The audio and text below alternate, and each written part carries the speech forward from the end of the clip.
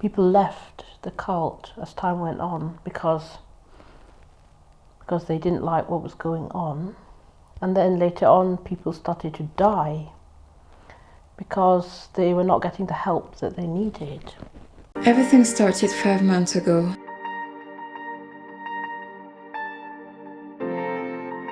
I was looking for a story to tell for a documentary for Social Soda. I've spent nights looking for a story, and different subjects came up in my research. One of them, this cult from London, the AB cult. I mean, I do call it this way, but the real name is. I read about it and saw that it was discovered in 2013. Then an idea popped in my head. If it was not too far from us, that means that I would be able to find people who were kept in captivity in that cult. I didn't have to dig much and saw that the leader had a daughter called Prem, today named Katy.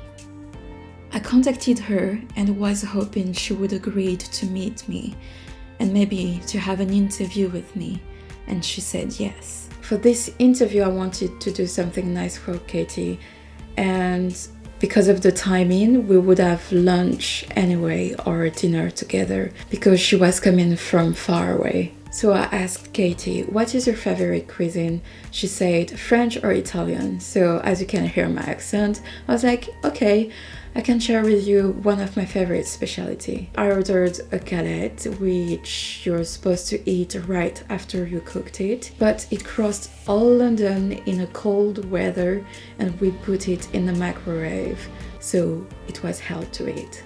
It's not the easiest thing to eat, but it's nice. Oh, poor Prudy. It's really struggling. It's worse than this, I suppose, isn't it? I seem to be able to cut this one, but you can't seem to cut yours at all.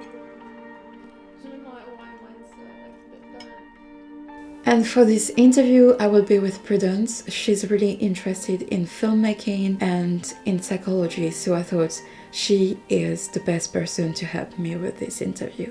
So thank you again, Katy and Prudence, for your time. I really enjoyed it. Have you already heard about this cult before? I'd never heard of it before, which feels weird because it's such a big thing for it to be happening. I don't know, it feels weird to learn about these things and think, how did I not know this before? What was the name of the cult? It was called AB's Communist Collective. It was actually quite interesting and scary at the same time because it was in London. No one knew about it. For how long was it, the cult? Well, I was there for 30 years, but I think it was going on for longer. I mean, it was going on from the 70s or late 60s, early 70s. I think it was like a left-wing movement which turned into a cult. So I think it became a cult maybe a few years before I was born. Yeah. And I'd heard some tales of how violent my dad was to people, but it was always sort of positioned in a very, as if he had done the right thing. There was a person who said to him that there is no democracy in this movement because he was such a tyrant, and he proved it by, he threw him out of the house wielding a chair. I mean, it just sounds horrendous, but it was almost like when I was growing up, things like that were talked about as if it showed how heroic he was, that he took a knife to somebody or threw somebody out just for asking a question. Also, you said in the Light Bible you didn't understand the concept of father. I knew that people had fathers and mothers, but I didn't know who was my father and who was my mother. I was always told that I was like a foundling which had been rescued by the cult. But then sometimes they said other things, and from that I gleaned that maybe I was I was the cult leader's daughter. So, but it was never said explicitly. Yeah. So I didn't know. And I did a lot of guessing. Yeah. There were lots of different hints in different ways, and then I kind of put them together and thought, I think he might be my dad, and that Shan, this nasty, horrible cult member, might be my mum, but that they had an affair and my dad didn't want his wife to find out that he had an affair with another woman, so they hushed everything up. That's kind of what I thought happened. What is your concept of family today? I think the best family is family of your choice, so people who accept you for who you are, really. I mean, if somebody is a blood relative but they're always judging and criticising you, then they're not really Your family? No.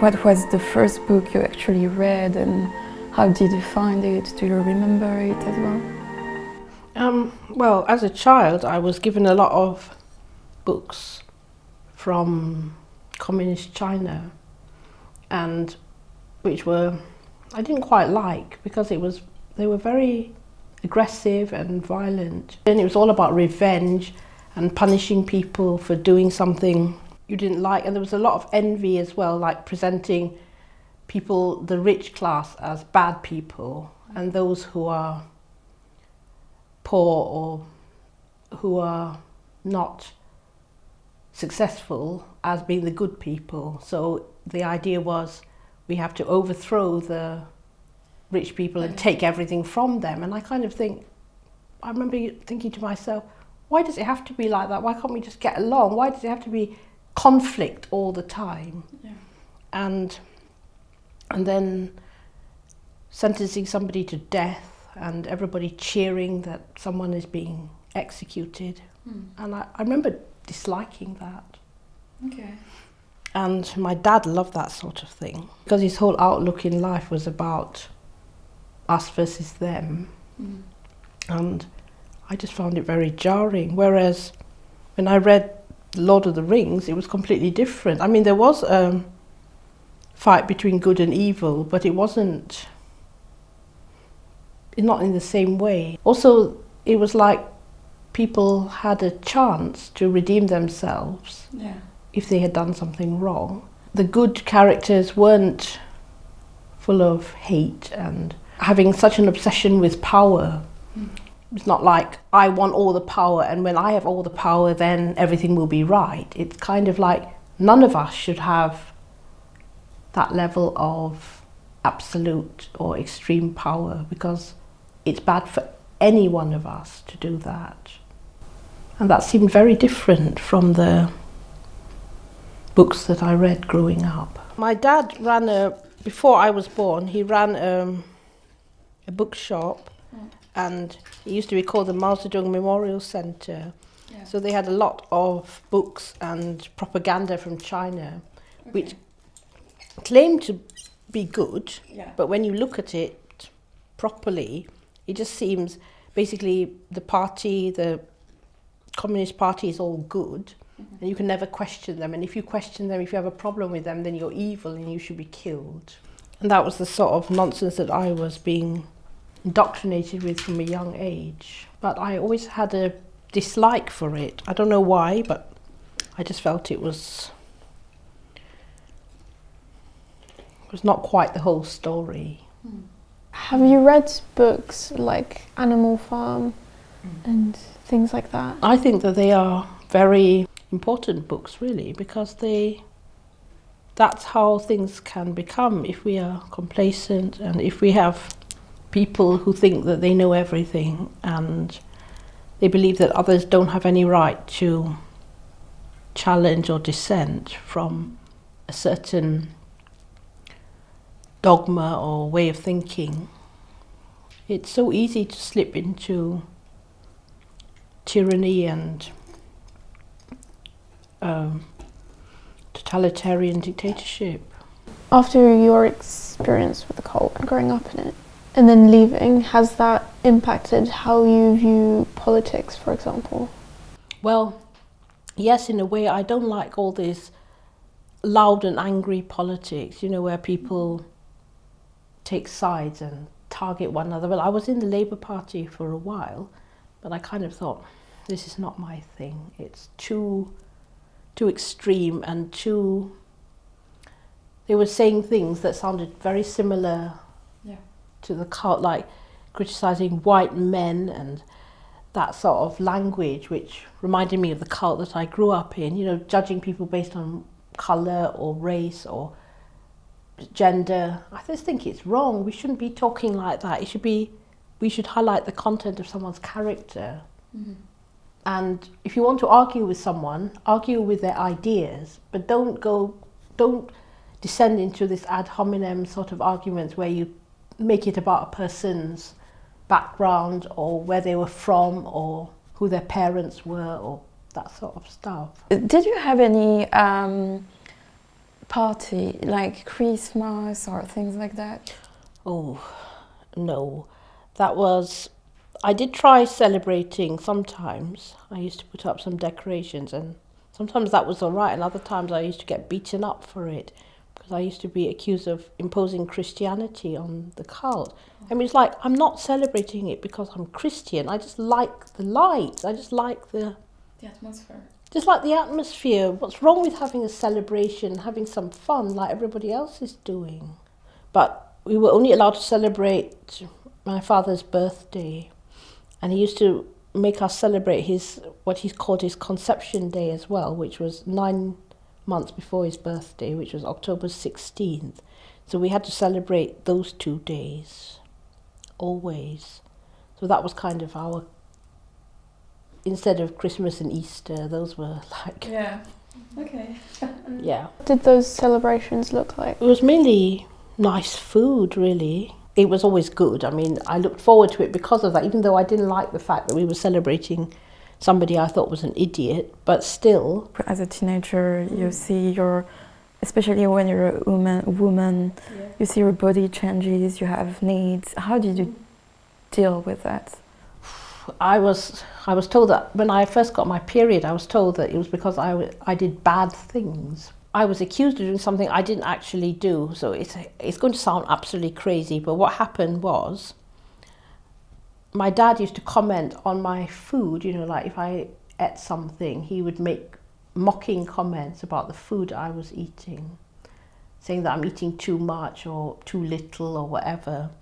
So I kind of said to Josie that I don't want to have my food when he's around because he embarrasses me. Yeah. And that was taken to say something, I mean, you couldn't say something like that. I mean, in a normal family, children would say, oh, Dad embarrasses me. Yeah. And that would be perfectly acceptable to say, but that was seen as an extreme violation of his ultimate authority. And I was absolutely tormented for doing that. And then I got my period a few days later, and I was told that was why I got my period, because I had fallen and had become a bad person.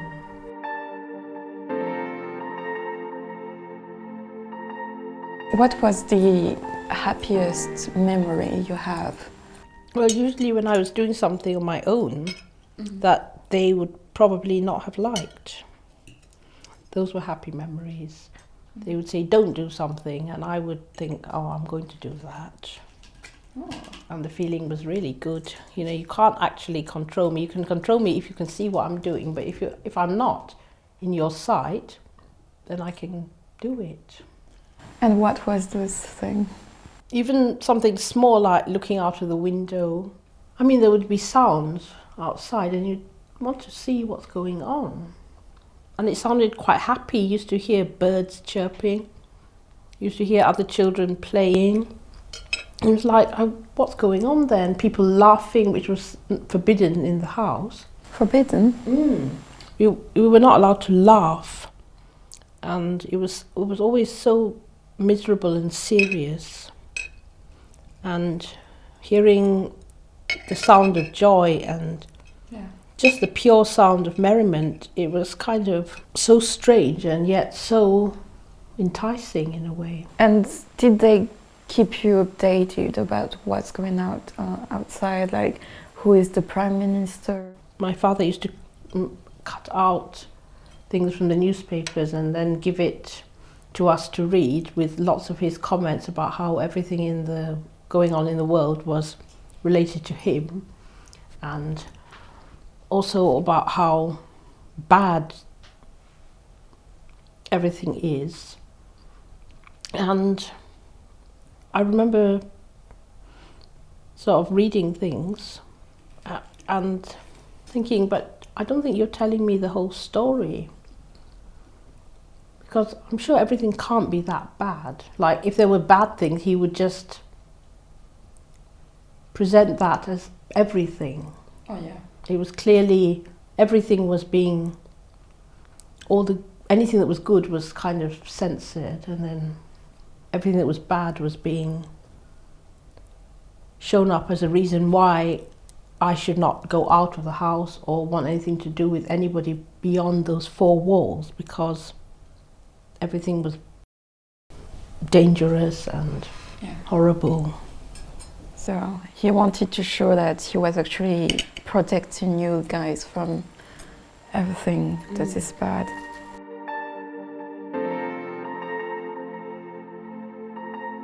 And do you think today, right now in London, there are similar things happening at the moment? Because I'm actually intrigued why no one has actually noticed. And I don't know how big was the house, and like, you did have neighbors as well, you know? It's quite intriguing, I think, to think that no one has noticed that something were going on there. The cult members used to do, one of my well, I say my relatives, but it was my stepmother's sister, was a disabled person in the wheelchair. So her disability was used to keep everybody away. So if somebody used to ring the doorbell or show too much interest about anything, the cult members used to say, "Oh, she suffers from epileptic fits. If you cause her irritation or upset, she might die." So that means, and irritation and upset means anybody outside the fold getting involved. And a lot of people just took that. It was very easy to manipulate people who are kind and would think, "Oh, I don't want something bad to happen, so it must be special circumstances and we mustn't push too far." What was your day-to-day life? How did it look like? It was so monotonous and boring, and everything had to be done at the same time every day. So it was like I had to get up bang on at a certain time and then stand around listening to my dad lecturing away about this and that and being angry and nasty and unpleasant to everybody. And then we had to write things, and we had to sing songs. Well, I had to, I think others did as well, sing songs in praise of him, and then write lots of stuff about how he is, basically how he rules the world and everything that is going on is related to him, and how one day he will be, he used to say he is the underground ruler of the world now, and one day everyone will acknowledge that he is the ruler of the world. And we used to have to write all sorts of stuff like this, and it was like, what sort of nonsense is this? Going on and on and on, worshipping this idiot. And I hated it, but you couldn't say that. I tried to get around it. Sometimes I used to write other things and hide them away. But if I was caught, then there would be a lot of trouble. But sometimes I managed to get away with it for a while. And then I used to have an afternoon nap, which was really hard because I wasn't allowed to run around and play. So I had so much excess energy, but then I was told I have to have a nap in the afternoon, and I couldn't do it. I just couldn't fall asleep. And I used to get beaten up for that, for not being able to fall asleep. But if I had gone out, gone to the park or gone to school or run about, I would probably have felt tired enough to have a nap. Mm-hmm. But because I wasn't allowed to do that, then I couldn't have a nap.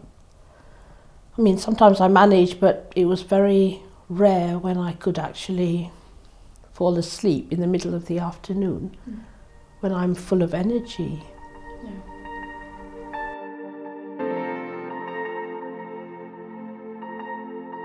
Was it the first attempt you tried to escape as well? Has anyone tried before? Yes, I tried in 2005 when I was 22.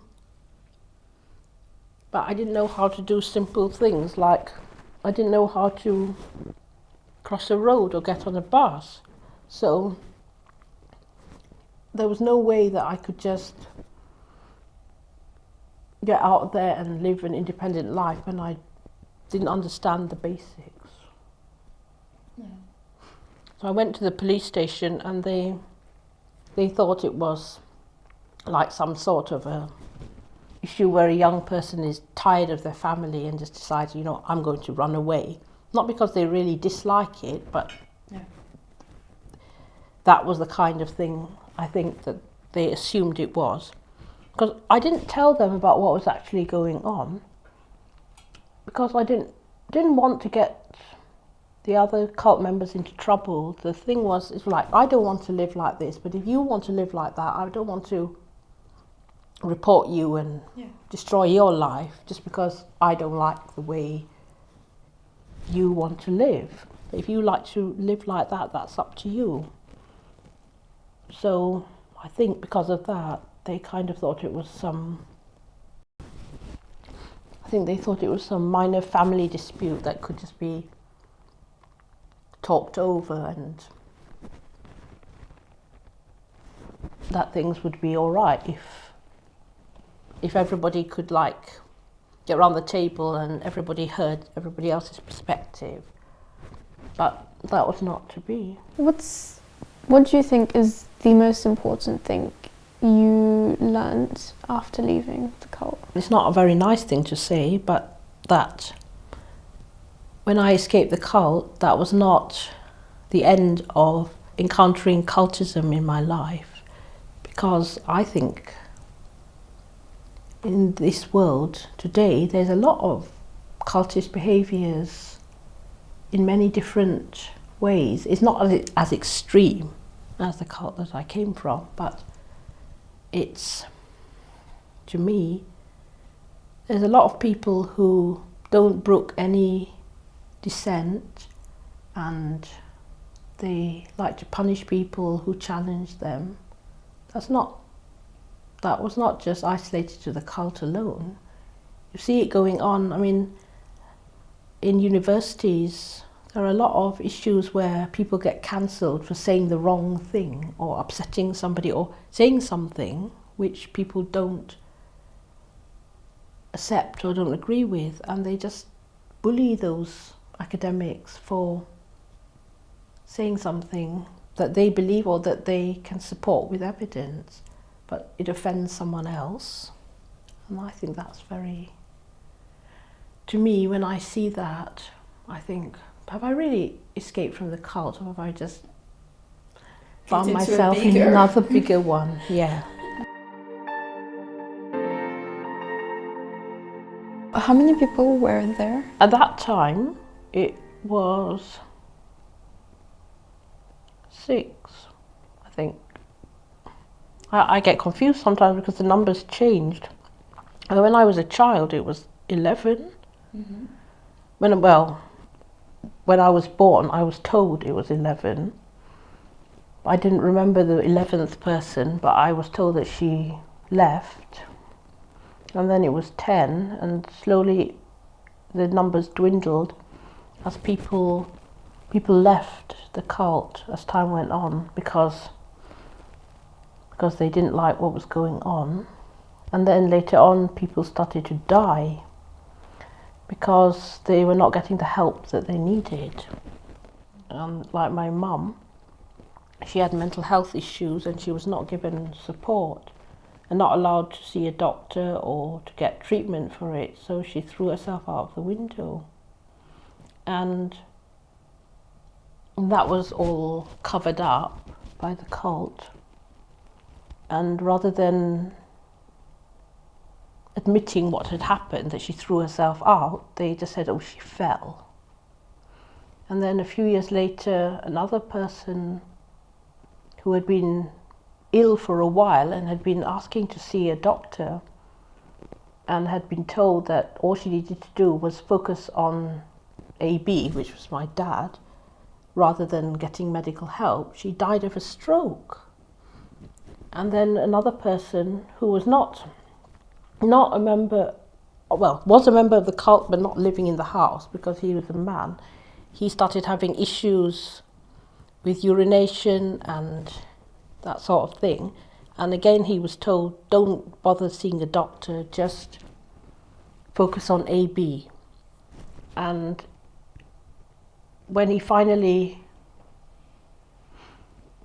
saw a doctor, he found that he was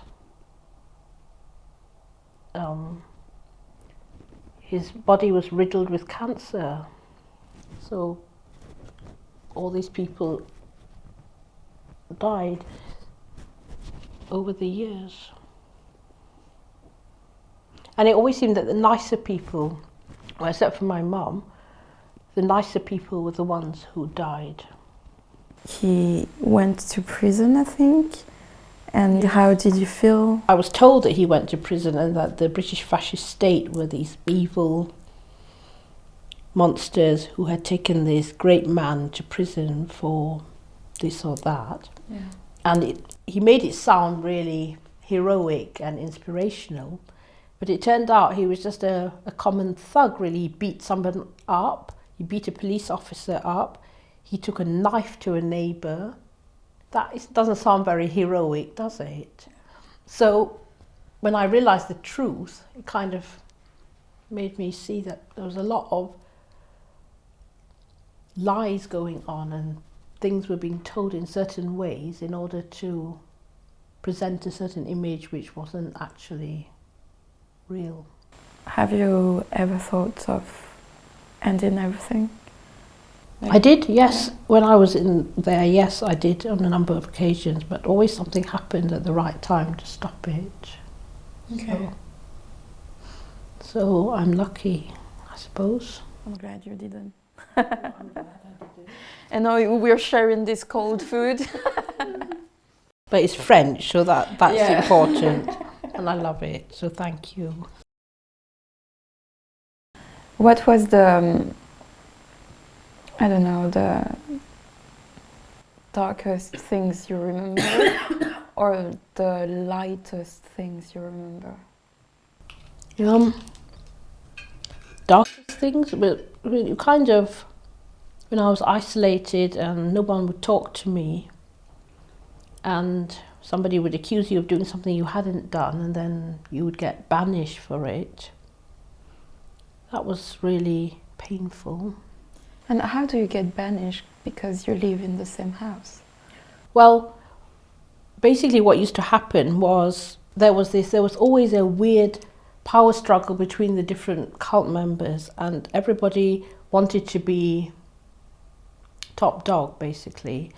So what they would do is they would rat out on someone else, and if someone else had done something which could be perceived as going against AB's authority or whatever, they'd get pulled up on it and everyone would join in to target that one person.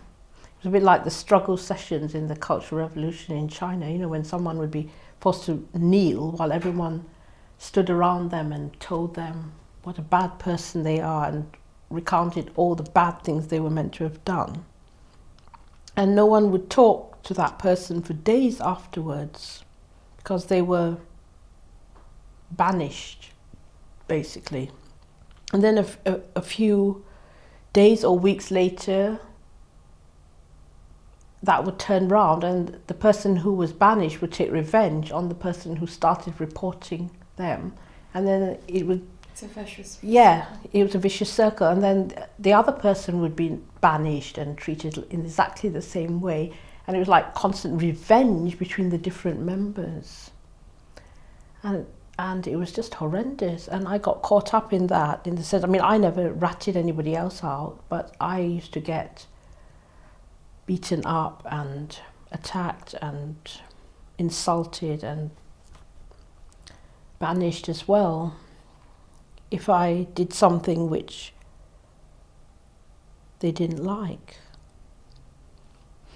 But I mean, if someone was to give me a good reason why I shouldn't do something, then I would respect that. But very often it was just arbitrary. There was no reason why. It was just like, because we say so. And I'm the sort of person who needs to know why. I'm not ever going to just accept you do this because I say you do this. No, you have to explain why. Do you know what I mean? Yeah.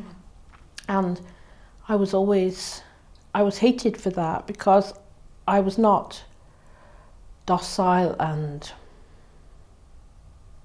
I didn't just keep my head down and just say yes. And because I didn't see why I should, you know. Why should I just accept something if it goes against my values? And I didn't. I mean, in time I learned to keep quiet. It doesn't mean I accepted it, I just learned to keep quiet. But I sort of, what shall we say, kind of saved it up so that one day I'm going to get my own back for this. And that sounds very vengeful and not very nice, but it wasn't meant in a horrible way. It was like, one day you will be accountable for behaving in this way. Yeah. And that sort of thing. I remember thinking like that at the time, but then when it actually happened, I felt guilty, and it's like, no, I don't want to do that sort of thing. I don't believe in revenge. But when in the moment, in the heat of the moment, when someone is being so unjust to you, you can feel like taking revenge. But when you take a step back, you just realise that if you take revenge, you're just being as bad as them. So, yeah. Because you said that you've already thought of ending things from your end. Have you also thought of being violent towards them as well? So I did at times, yes. I mean, I did, not that I would have actually done it, but yes. I mean, we fantasize sometimes when you're pushed beyond the beyond. Yeah. You kind of fantasize about, oh, if I could get you, I would, you know, that sort of thing.